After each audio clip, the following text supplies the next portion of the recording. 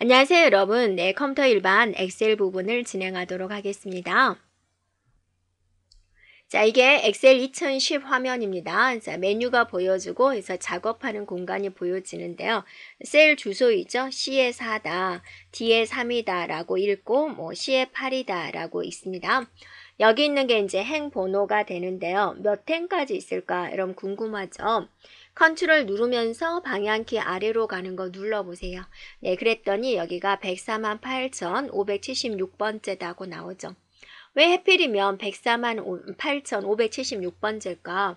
그냥 100만 번째, 200만 번째 하면 좋을 텐데. 자, 이거는 2의 배수예요. 2의 몇 승일 것 같아요? 한번 해볼까요? 네, 갖다 해주고 2의 꺽쇠, Shift 6의 꺽쇠 부분, 이거는 이제 지수승을 나타내는 거고요. 2의 20승을 한번 계산해 볼게요. 그리고 엔터 쳐보세요.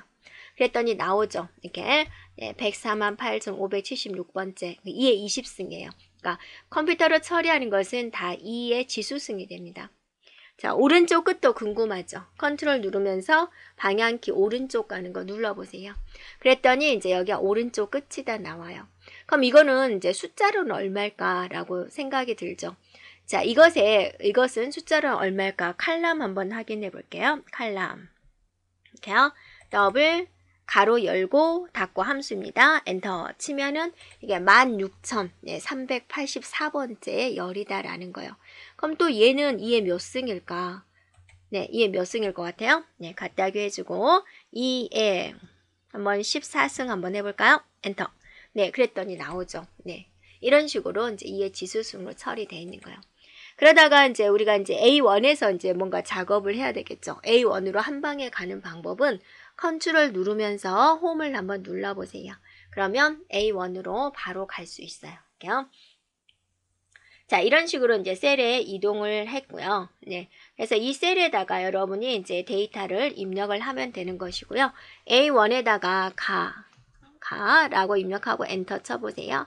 A2에다가 1, 2, 3을 쓰고 엔터 쳐보세요. 네, 그러면 어때요? 여러분 이걸 보면서 기본적인 정렬 방식이 다르구나. 문자는 셀의 왼쪽에 붙어서 출력이 되고 숫자는 여기 셀의 오른쪽에 붙어서 정렬이 되는구나 라고 알 수가 있습니다. 네. 네, 그 다음에 이제 A3에다가 대한민국이라고 칠게요. 자, A3에다가 이제 컴퓨터 일반이라고 쓸게요. 컴퓨터 일반 완전 좋아. 자, 그 다음에 좀 칸이 벗어나지만 C3에다가 또 여러분 이름 한번 써볼게요. 네, 이런 식으로 했어요. 자, B3에 대한 열의 너비를 줄이겠습니다. 이렇게 경계선 있죠. 경계 잡고 이렇게 줄여보세요. 이렇게. 네. 그리고 이제 이렇게 너비를 조절할 수 있는 거고요. 여기를 더블 해주면 그 너비, 가장 긴 글 중심으로 이렇게 너비가 늘어나게 됩니다. 자, 여러분이 작업하다가 이제 여기 안에 막 샵샵샵이 적혀진 경우가 있어요. 자, 그런 경우는 이제 어떤 경우냐면, 여기다가 한번 오늘 날짜를 입력을 해볼게요. 자, 엔터 치면 이렇게 되는데, 이것을 좀 줄여볼게요. 이런 식으로. 네, 더 줄여볼게요. 이렇게. 이런 게 나오는 경우가 있죠. 이렇게 나오는 경우는 왜 그러냐면 여기 있는 열의 너비가 너무 좁아서 그래요. 네, 늘려주면 이렇게 나온다라는 의미가 되겠습니다. 자, 그리고 이제 특수 문자를 이제 쓰고 싶다. 그러면 이제 여기다 미음 눌러주고 네, 한자 키를 눌러주면 네, 이렇게 나오게 돼요. 네, 그 중에서 탭을 눌러주면 다 한꺼번에 볼 수 있어요. 미음 한자 탭. 네, 그래서 이렇게 모양을 찾을 수가 있고요. 또는 여러분이 삽입에 기호, 네, 기호 눌러주면 이렇게 많은 기호들이 있죠. 여기서 또 모양을 골라서 넣을 수도 있어요. 자, 날짜를 입력할 때 주의사항이 있는데요. 날짜를 입력할 때는 반드시 슬래시나 하이펀으로 입력을 해줘야 돼요. 그래서 만약에 10월 11일이다 라고 한다면 10월 슬래시 10일 이렇게 입력해도 되고 10 빼기 10일 이렇게 입력해도 돼요. 이렇게요. 슬래시나 하이펀으로 입력하면 이건 이제 날짜가 된다라는 겁니다. 자, 연도는 입력 안 하면 올해 연도가 자동으로 입력이 되고요. 또 이제 우리가 데이터를 좀 빠르게 입력할 수가 있는데 숫자 2를 쓰고 여기가 채우기 핸들이에요. 마우스를 여기 셀에다 놔두면 자, 한가운데는 이런 모양. 그죠? 이런 모양, 경계선 모양, 채우기 핸들 모양 다 다르죠. 채우기 핸들에다 놔두고 이렇게 하면은 1111이 돼요. 자, 이번에는 2를 쓰고 컨트롤 누르면서 드래그 해보세요. 그러면 1, 2, 3, 4가 되죠. 꼭 증가치를 1로만 해야 될까? 증가치를 이제 5씩 하고 싶다. 10하고 15를 했어요. 그 다음에 이제 또 20이 나오겠죠? 그래서 두 개를 드래그 해주고 채우기 핸들을 잡고 드래그 해주면 증가치가 5씩인 것을 만들 수 있다라는 겁니다. 자, 그 다음에 이제 오늘 날짜를 입력을 하고 나서 채우기 핸들로 드래그 해주면 어때요? 13, 14, 15, 16 이런 식으로 되죠. 자, 그 다음에 이제 여러분이 현재 시간을 입력을 했어요. 네, 채우기 핸들을 해요. 그러면 5시 9분, 5시 10분, 5시 11분 그곳이 아니라 시간이 바뀌어요. 네, 그걸 조심해 주면 됩니다. 다른 건 끝에 있는 게 바뀌는데 이제 시간은 채우기 핸들을 했을 때 이렇게 시간이 바뀐다라는 거고요. 자, 월요일 한번 해볼까요? 월요일 쓰고 채우기 핸들 써보세요. 이렇게. 그러면 얘가 순서대로 되죠. 알아서 월화수목 이게 등록이 되어 있어요. 그래서 일씩 증가된 요일을 이렇게 보여주게 됩니다. 또 똑똑한 게 1사분기가 있어요. 1사분기는 어때요? 4사분기까지밖에 없죠. 4사분기까지만 나오고 자기 알아서 1사분기로 이렇게 돌아간다라는 거예요. 자, 그런데 이제 뭐 예산부는 순서가 있나요? 없죠. 그래서 얘는 채우기 핸들을 하면 어때요? 계속 예산부 이렇게 나온다라는 거예요. 자, 그러면 이제 우리가 기획부를 드래그하면 계속 기획부가 나오겠죠. 그런데 우리 회사의 부서는 고정적이잖아요. 그래서 내가 기획부하고 채우기 핸들 쭉 쓰면은 우리 회사의 부서가 자동적으로 나왔으면 좋겠어요. 그럼 이제 그건 등록을 해주면 돼요. 어떻게 등록하냐면은요. 네, 파일 눌러주면 옵션이 있습니다. 네, 거기서 이제 고급에 가보면 네, 사용자 지정 목록이라고 이제 좀 많이 내려가면 있습니다. 이렇게요. 네. 네, 여기가 있죠? 네, 눌러서 여기다가 이제 순서대로 적어주면 돼요. 자, 우리가 뭘 하기로 했죠? 기획부. 네, 엔터. 그 다음에 총무부. 엔터, 영업부, 엔터, 개발부, 엔터, 격리부, 엔터, 예, 정보부, 엔터. 이렇게 해놓고 나서 이제 추가를 누르는 거죠. 이렇게요. 그리고 확인을 누르는 거죠. 또 확인 누르세요. 등록을 하는 겁니다. 그리고 나서 이제 여러분이 기획부라고 쓰고 네, 채우기 핸들로 드래그 해주면은 이런 순서대로 들어온다라는 겁니다. 자, 그리고 이제 상대 주소, 절대 주소, 혼합 주소다라는 의미가 있는데요. 일반적으로 이렇게 누르면 어느 셀을 눌렀다 이런 식으로 보이죠. 근데 이제 경우에 따라서 이제 여러분이 이렇게 해볼게요. 갖다교 해주고 C3을 누르세요. 네, 그러면 이제 이곳에 C3에 있는 곳에 이제 주소가 보여주는 거죠. C3에 있는 내용이 여기에 보여지게 됩니다. 자, 그런데 이제 여러분이 여기서 달러를 쓸게요. 달러를 지금 다시 한번 볼게요.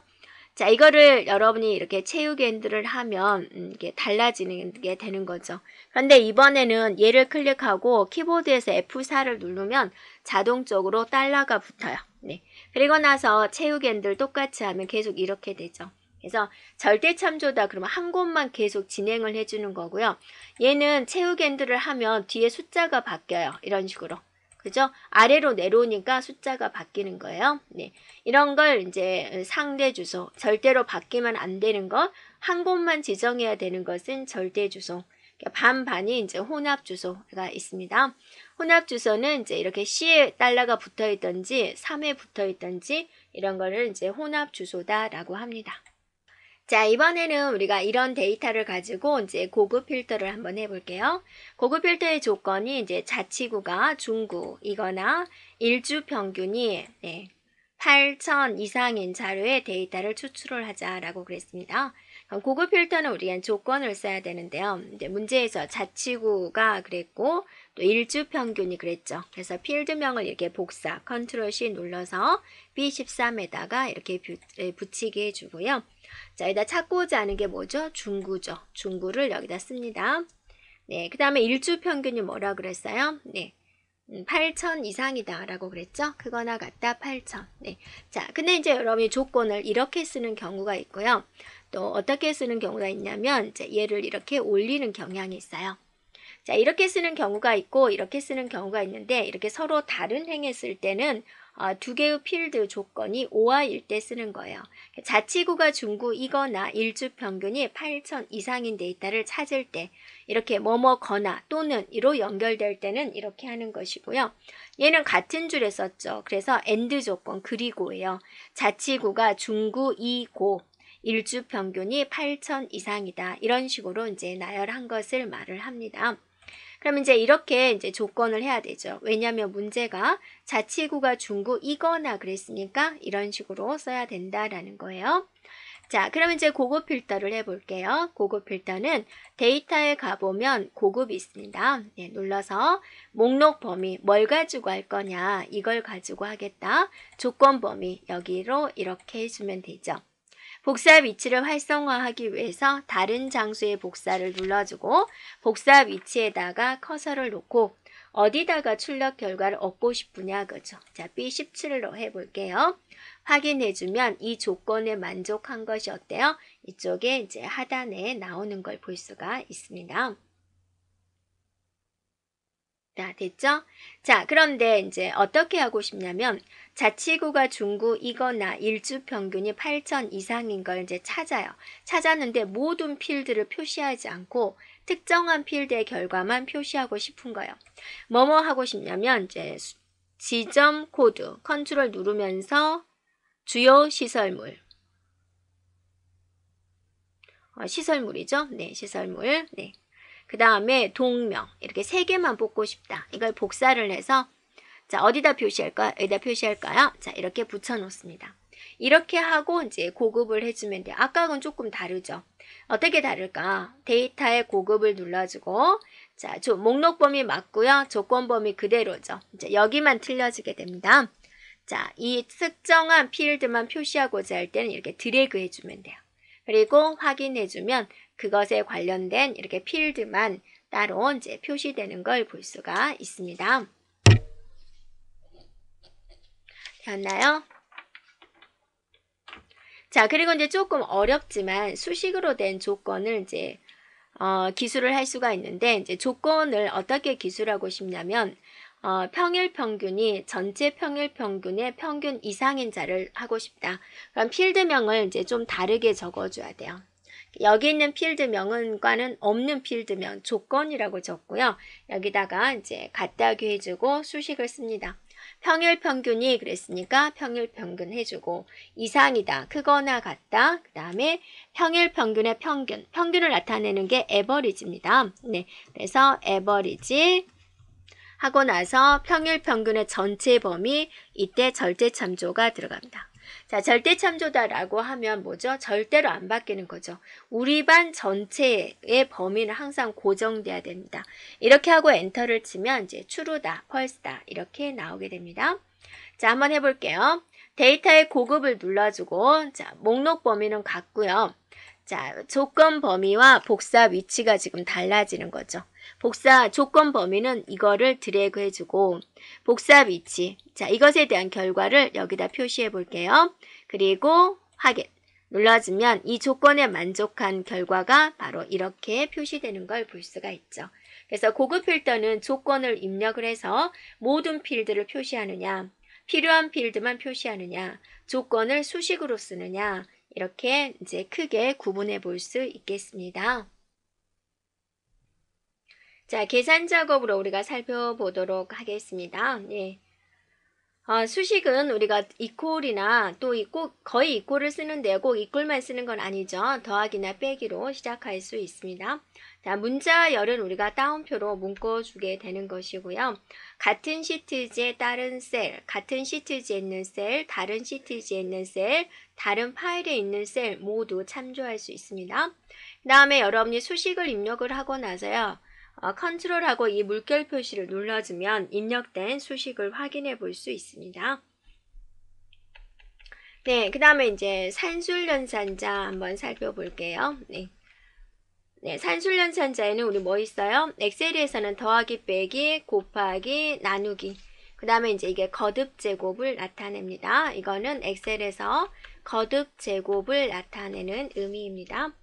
비교 연산자입니다. 크다, 작다, 크거나 같다, 작거나 같다, 같지 않다 기억하세요. 이거는 엑셀에서 같지 않다의 표현입니다. 자, 그 다음에 이제 AND 연산자가 있습니다. 텍스트 연산자, 연결을 해서 표시하세요 라는 뜻이 되는 것이고요. 참조 연산자에 있어서 콜론, 연속적인 범위, equal sum, 합계를 구해주세요. A3에서부터 A10 이렇게 연결이 되는 거죠. 쉼표는 이제 하나하나 비연결된 거예요. A3하고 A5에 대한 합계를 구해주세요. 비연속적인 범위를 지정할 수가 있고요. 또 여러분이 이렇게 할 수 있어요. sum 하고 나서 A3부터 C에 10 하고 여기에 사이에 아무것도 안 쓰는 거예요. 그래서 한 칸에 공백을 주고 B5에서 C에 7 이렇게 하면 두 개의 범위에 공통된 영역에 대한 내용이에요. 두 개의 영역에 공통된 영역의 합계를 구해주세요 라는 뜻입니다. 자, 또 엑셀을 하다 보면 오류가 종종 발생이 되는데요. 어떤 오류들이 있을까? 이렇게 샵샵샵이 표시되는 경우가 있어요. 이거는 이제 셀의 너비가 너무 좁아서 그러니까 늘려주면 되고요. 또 샵 div/o 이거 0으로 나눈 경우 나누기 0을 하면 안 되죠. 무한루프에 빠져버리게 됩니다. 그럴 때 나오는 메시지입니다. 그리고 이제 이런 메시지가 있는데 사용할 수 없는 이런 값은 사용할 수가 없는데요. 없는 값을 지정했을 때 쓰는 거 나오는 거고요. 그 다음에 이제 이런 메뉴가 있어요. 인식할 수 없는 이런 인식할 수 없는 텍스트 이런 텍스트 없는데 하는 경우가 이제 여기에 해당이 되고요. 이거를 이제 수식에 사용을 했을 경우 name이라는 메시지가 보여지게 됩니다. 그 다음에 이제 NUL 이런 이제 메시지가 나오는데 교차하지 않은 두 영역의 교점을 지정을 했을 때입니다. 그래서 하다 보면 이런 경우가 생깁니다. 그 다음에 이제 REF가 있는데 REF는 이제 셀 참조를 하는데 그건 이제 유효하지 않은 거죠. 이상한 데를 참조를 한 거예요. 그 다음에 이제 value가 있습니다. 네, 샵 value 이렇게요. 네, 잘못된 인수를 썼을 경우에 이제 생기는 겁니다. 그래서 이제 많이 물어보는 경우는 이제 이건 우리가 흔하게 접하는 거입니다. 이거는 이제 여러분이 꼭 기억을 해주면 되겠습니다. 네, 자, 이제 함수로 들어갈 건데요. 엑셀의 함수는 굉장히 많이 있습니다. 거기서 이제 우리가 몇 가지만 추려서 또 단시간에 우리가 또 엑셀을 공부를 해야 되니까 시험의 출제는 이제 함수가 되는데 너무 쉬운 함수는 우리가 변별력이 없기 때문에 이제 실제로 시험이 출제될 때는 이제 좀 어려운 함수가 이제 나오는데 우리가 이제 기초를 잡기 위해서 어떤 함수가 있는지 한번 살펴볼게요. 자, 일단은 sum은 뭐예요? 합계죠. 네, sum if는 뭐죠? 조건에 만족하는 합계입니다.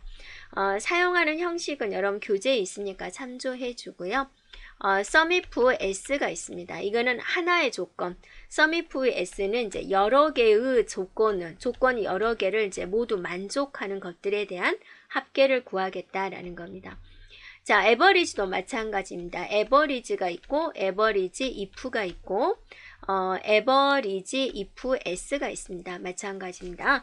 평균, 조건에 만족하는 평균, 여러 개의 조건을 만족하는 평균 이렇게 있고요. 자, max는 최대값이고 min은 최소값이고 rank는 이제 순위를 구해주세요 라는 거고요.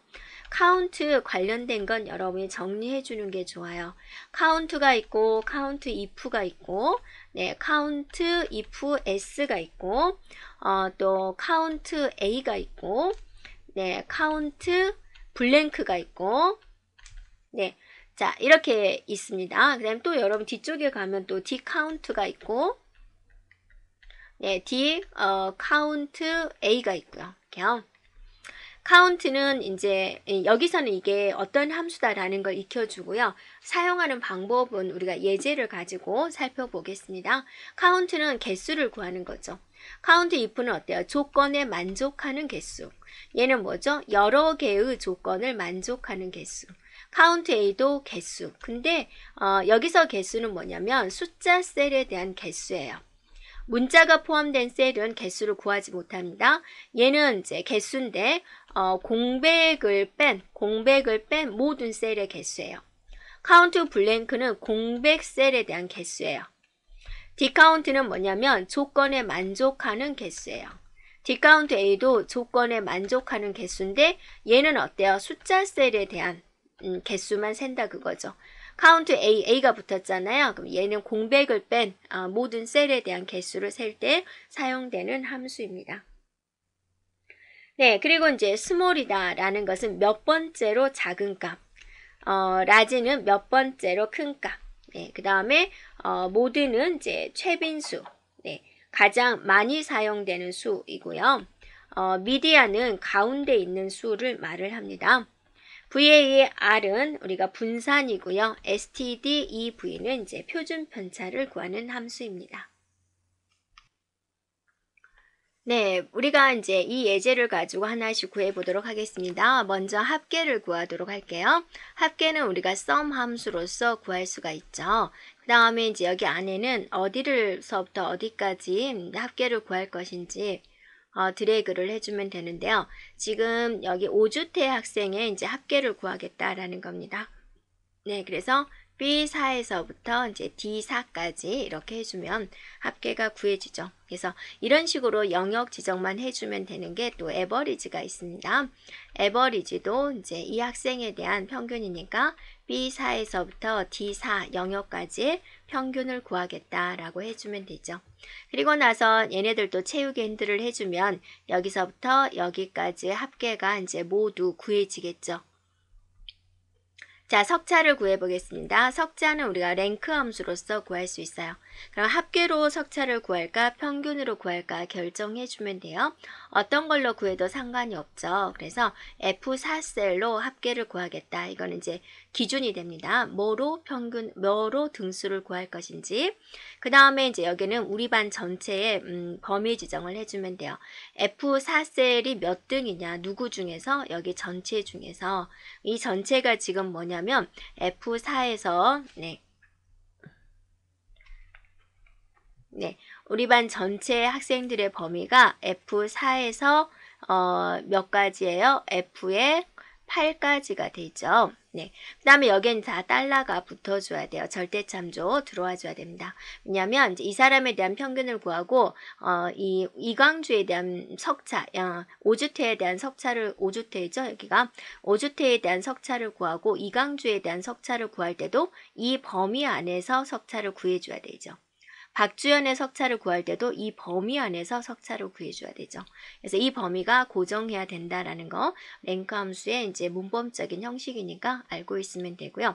그 다음 이제 여기다는 오름차 순으로 할까 내림차 순으로 할까를 이제 결정을 해줘야 돼요.